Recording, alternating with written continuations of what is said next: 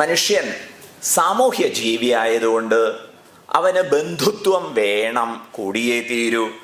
ആ ബന്ധുത്വത്തിന് ഈ കാലത്ത് കോട്ടം തട്ടുന്നു. അതുകൊണ്ടാണ് ആത്മഹത്യ പെരുകുന്നത് എന്ന് നമുക്ക് ബന്ധപ്പെടുത്തി ആലോചിക്കാൻ സാധിക്കും. കേട്ടില്ലേ? പലരും അവരവരെ നശിപ്പിക്കാൻ ചിന്തിക്കുന്നത് ഒറ്റയ്ക്കായി പോയി എന്നുള്ള തോന്നലും ഉണ്ടാകും.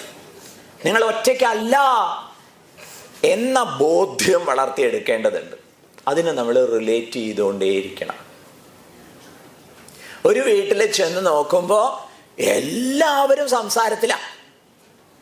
ഇപ്പൊ പുറമേ നിന്ന് എല്ലാവരും സംസാരിക്കുന്നുണ്ടല്ലോ എന്ന് കേട്ടപ്പോ പോയ ആള് വിചാരിച്ചു ഇവരൊക്കെ തമ്മിൽ നല്ല ബന്ധമാണ്.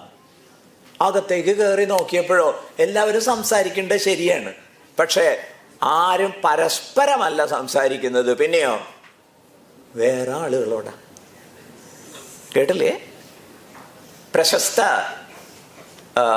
നോവലിസ്റ്റ്, നമ്മുടെ ഈ യാത്രയുടെ ചെയർമാനാണ് ശ്രീ സി രാധാകൃഷ്ണൻജി.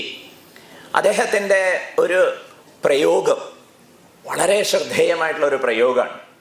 മനുഷ്യൻ പറയാനുള്ളത് പലതും മറച്ചു വയ്ക്കാൻ വേണ്ടി വാക്കുകളെ ഉപയോഗിക്കുന്നു.